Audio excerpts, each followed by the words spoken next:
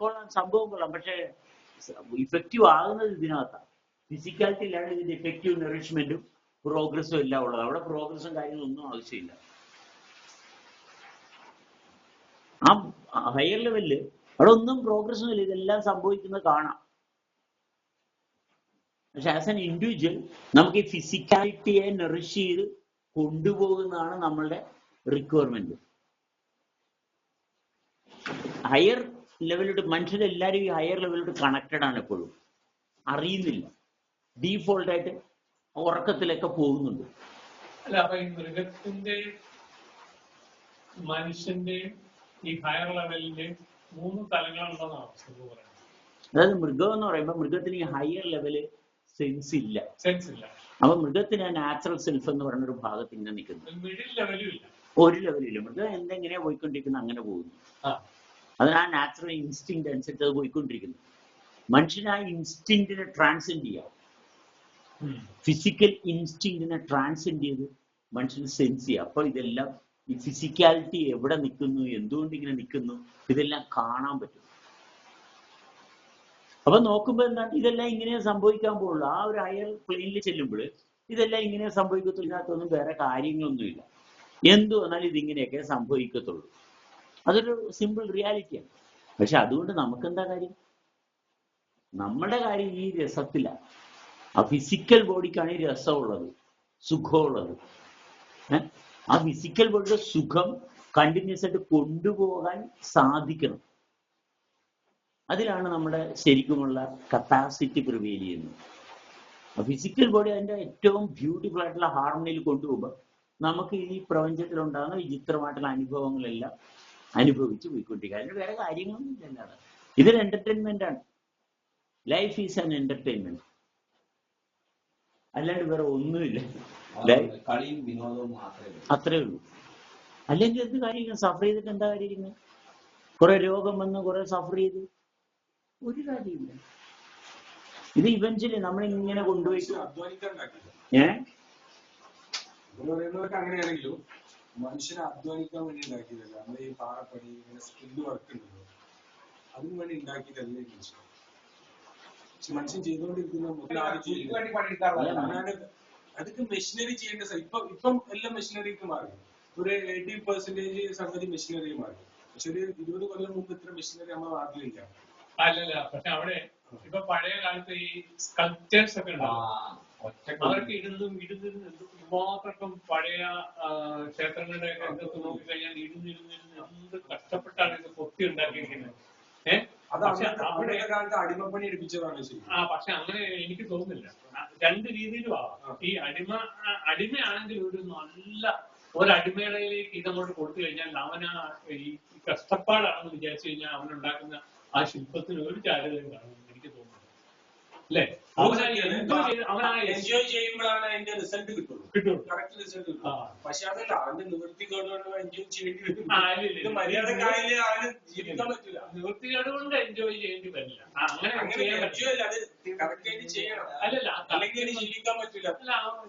ഒരു പ്രൊഡക്റ്റ് ആണ് കൊത്തി ഉണ്ടാക്കി കൊണ്ട് കാണിക്കുമ്പോ പോരാ, ഞാൻ വിചാരിച്ച ഔട്ട്പുട്ട് അതിന് കിട്ടിയിട്ടില്ല എന്ന് പറഞ്ഞാല് വീണ്ടും ഈ പണി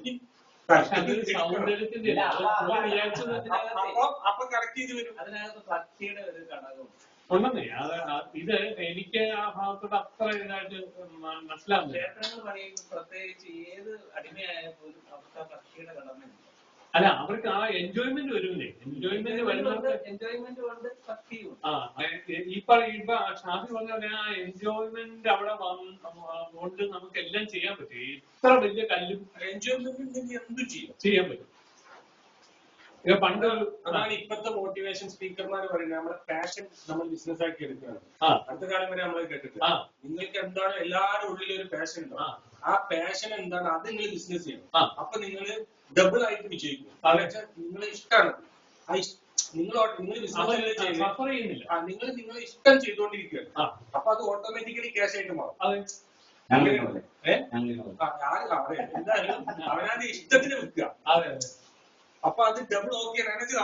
നമ്മളെ പ്രത്യേകിച്ച് ഒന്നും ചെയ്യുന്നില്ല, നമ്മളെ എൻജോയ് ചെയ്യാം. അത് ക്യാഷ് ആയിട്ട് റിസൾട്ട് കിട്ടും. ആ സംഭവം ചെപ്പൊക്കെ വർക്ക് ചെയ്യണമെങ്കിൽ ഡോളറിന്റെ ബേസിലില്ല. യൂട്യൂബാണ് വർക്കിങ്ങിന്റെ പാരാമീറ്റർ വെക്കണേ. ഡോളർ താഴത്ത് പോയാൽ അവിടെ എല്ലാവർക്കും പണി കൂടും. അപ്പൊ എല്ലാരും ട്രക്കിംഗ് ഉണ്ട്. പക്ഷേ ഇത് കുറച്ചുകൂടി കഴിഞ്ഞാല് ഇത് ഹിറ്റാൻ സാധ്യത. ഇത് സാധ്യത ഹിറ്റായി കഴിഞ്ഞാൽ ഓടാനും കൂടി വർഷമായിട്ട് ഹിറ്റാകുന്നുണ്ട്. അങ്ങനെ ഹിറ്റല്ലേ പറഞ്ഞത്, യൂട്യൂബിൽ തന്നെ ഹിറ്റാവും, മില്യൺ കണക്കിന് അടിക്കുന്ന അവസ്ഥ. ഏതെങ്കിലും ഒരു ന്യൂസ് പോർട്ടലിൽ എടുത്തിട്ടാണ് പുറത്തെടുക്കാൻ സാർ. ഇങ്ങനെ ഒരു സംഗതി കേരളത്തിൽ പുതുതായി ചെയ്താൽ അതിൽ ആൾക്കാരെ അടിച്ചിരുന്നു. അതിൽ കുറച്ച് ആൾക്കാര് എല്ലാരെയും വൈകിട്ട് ഇത് ഇങ്ങനെ കണ്ടിരിക്കാൻ ഞാൻ എന്തെല്ലാം സാധനം കാണുന്നത്. ലിജു ഒന്നല്ല, ലിജു എന്തായാലും കേൾക്കാവും. അല്ല ഇവൻ വന്നല്ല, അതുകൊണ്ട് എന്തായാലും കേൾക്കാവുന്നത്. ലിജി മലപ്പുറാണ്. അതായത് മനുഷ്യനെ ഉണ്ടാക്കിയിരിക്കുന്നത് എന്നൊരു ഭാഗമില്ല. ഇവിടെ ഒന്നും അങ്ങനെ ഒന്നിനു വേണ്ടിയിട്ട് ഉണ്ടാക്കിയിരിക്കുന്നതല്ല. ഒന്ന് മറ്റൊന്നിനു വേണ്ടിയിട്ട് ഉണ്ടാക്കിയിട്ടില്ല. മനസ്സിലായോ? ഒരിക്കലും ഇവിടെ ഒന്നും മറ്റൊന്നിനു വേണ്ടി ഉണ്ടാക്കി, ഇതെല്ലാം ഇവിടെ ഉള്ളതാണ്. ഓക്കെ, അതാണ് എൻ്റെ പ്രൈമറി ഭാഗം. അതാണ്, ഇതെല്ലാം ഇവിടെ ഉള്ളതാണ്. അപ്പൊ ഇതിനകത്ത് നശിക്കാനില്ല. ഇതെല്ലാം ഇവിടെ ഉള്ള, ഒന്നും നശിക്കുന്നതായിട്ടൊന്നുമില്ല. പിന്നെ നാശം ആർക്കാ ഉള്ളത്? നമ്മൾ ഉണ്ടെന്നുള്ള തോന്നല് മാത്രമേ നശിക്കുന്നുള്ളൂ. അപ്പൊ നമ്മളുണ്ടെന്നുള്ള തോന്നല് നിലനിർത്താനാണ് നമ്മളുടെ ശ്രമം. അത് കഷ്ടപ്പെട്ട് കഴിഞ്ഞാൽ അതിന്റെ അർത്ഥം അതിൽ നല്ല പ്രാതിഥ്യം ഇല്ല. മനസ്സിലായി? അതിൽ നല്ല പാഷൻ ഇല്ല. ഞാൻ ഉണ്ടെന്നുള്ളതിൽ എനിക്ക് വലിയ ഉറപ്പില്ല, സംശയമാണ് എപ്പോഴും. അത് മാത്രമേ ഉള്ളൂ മരണത്തിന് കാരണം.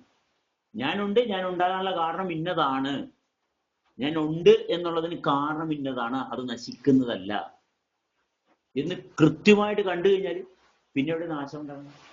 മാറ്റങ്ങളേ ഉള്ളൂ. പിന്നെ മാറ്റങ്ങളേ ഉള്ളൂ.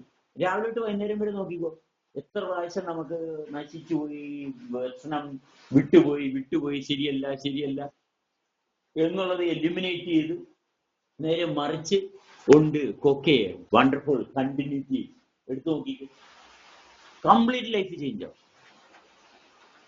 ആ കണ്ടിന്യൂറ്റി മാത്രം ബിൽഡപ്പ് ചെയ്താൽ. മറ്റെല്ലാം നമ്മൾ വണ്ടി ഓടിച്ചുകൊണ്ട് പോകുമ്പോൾ ഒരാൾ സംസാരിക്കുമ്പോൾ ശരിയായില്ല, എവിടെയെല്ലാം ശരിയായില്ല, ഇതെല്ലാം നമ്മൾ തന്നെ നമ്മൾക്ക് കൊടുക്കുന്ന പ്രശ്നങ്ങളാണ്. ഒരു മിനിറ്റിൽ തന്നെ നോക്കിക്കൊള്ളുക. അത് വീണ്ടും സീറോയിൻ ചെയ്യുക. ഒരു മിനിറ്റ് എടുത്ത് വീണ്ടും കാറ്റഗറൈസ് ചെയ്യുക. മനസ്സിലായോ?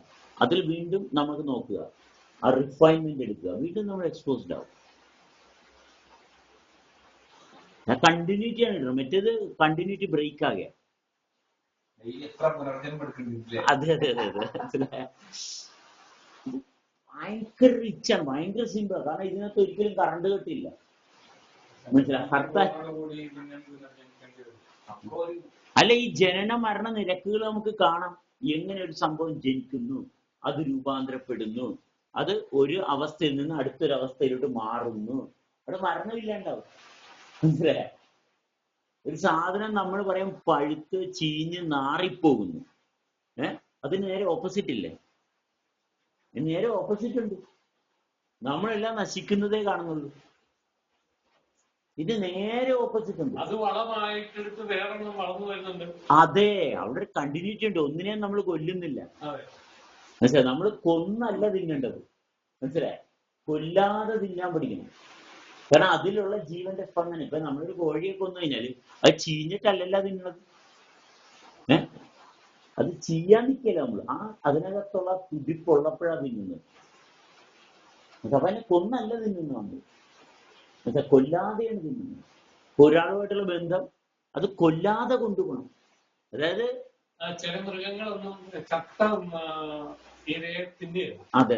ഒന്ന് അപ്പൊ തന്നെ തിന്നാല് ഈ പുലിയും കടുവ അതൊന്നും ചത്ത മൃഗങ്ങളൊന്നും വേട്ടയാടി പിടിച്ചേ തിന്നു. പിടിച്ച് ഫ്രഷ് ആയിട്ടാ കഴിക്കുള്ളൂ. അതെ.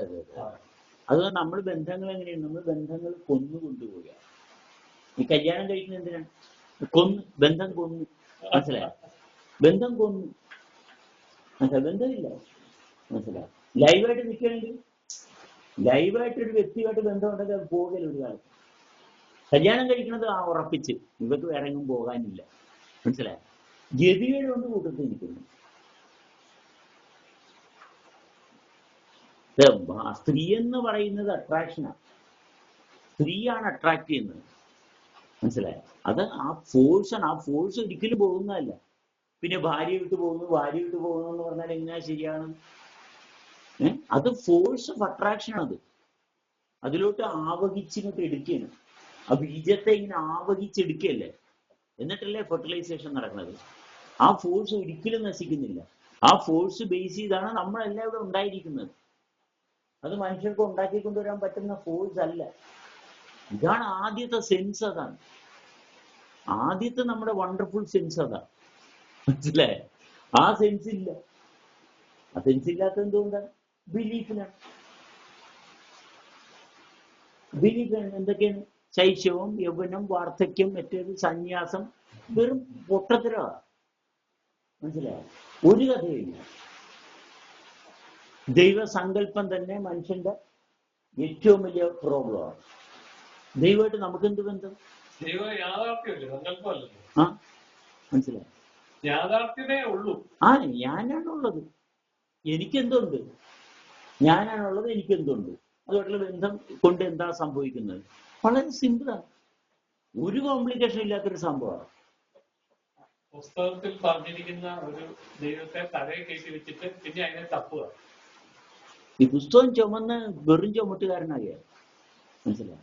പുസ്തകത്തിൽ പറഞ്ഞിരിക്കുന്ന പ്രചരിപ്പിക്കാൻ എത്ര കാലമായി നടത്തണം? എന്തിനാ മതം മാറ്റുന്നത്? എന്തെന്നാണ് ഇതിന് പറഞ്ഞ ഇംഗ്ലീഷിൽ പറഞ്ഞത്? മതം മാറ്റുന്നു. ഒരു മതത്തിന് വേറൊരു മതത്തിലോട്ട് മാറ്റുന്നു. കൺവേർഷൻ. മനസ്സിലായി? ഇഞ്ചസിൽ നിന്ന് സെന്റിമീറ്റേഴ്സിലോട്ട് കൺവേർട്ട് ചെയ്യുന്നു.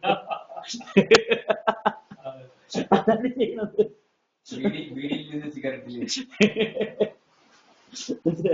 ഇതാണ് ഇവിടെ ചെയ്യുന്നത്. വേറെ ഒന്നുമില്ല.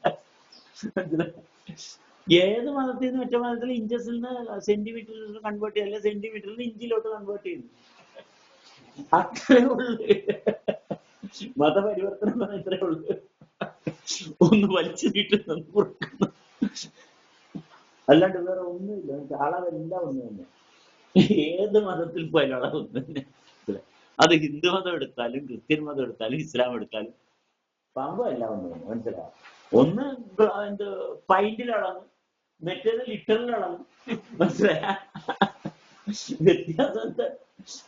സാധനം ഇതിനകത്തുള്ള കണ്ടന്റ് എന്താണ്? കണ്ടന്റ് നമ്മളാണ്.